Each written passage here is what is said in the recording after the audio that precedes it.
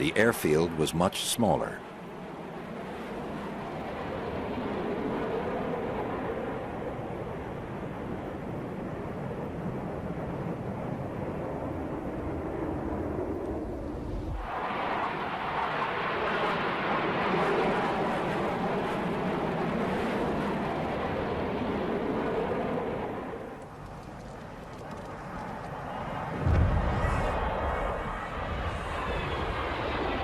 The jet struck a house, killing 11.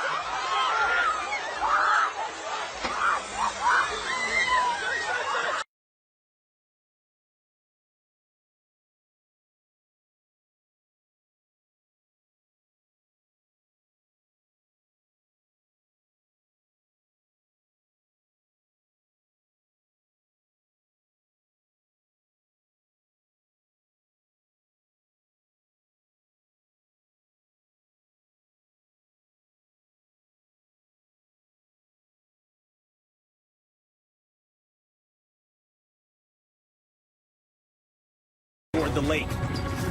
While its engine sputters, the pilot of the four-person aircraft struggles to maintain altitude. 50 yards from the shore,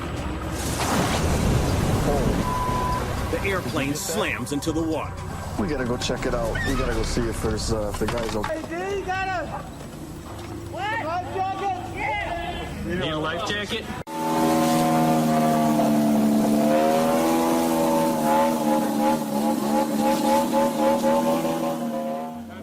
Glenn Pugh for avweb.com. The FAA has confirmed that it is investigating the August 14, 2010 mid-air collision between a piloted biplane and a remote control model aircraft. The collision took place at an airport in Brighton, Colorado. The biplane reportedly suffered minor damage to a wing but landed safely. The remote-controlled aircraft was clearly worse for the wear. This sort of thing can evoke quick speculation. We'll reserve further comment until more information becomes available and the FAA completes its investigation. It's nice and slow, isn't it?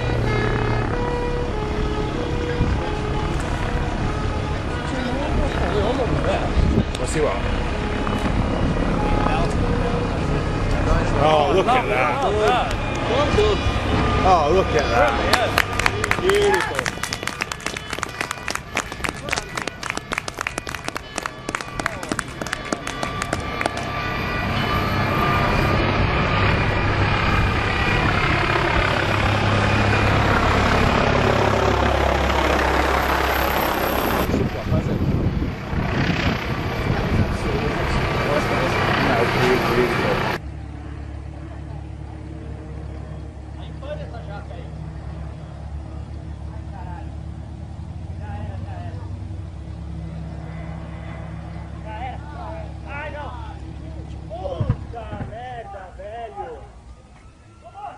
Acabei de falar pro cara, velho.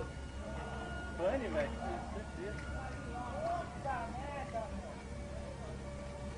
Você conseguiu filmar?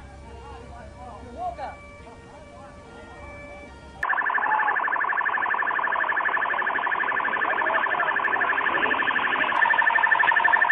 Então, a hora que eu cheguei aqui, praticamente eu vi a colisão. Tem um rapaz saindo da cabine.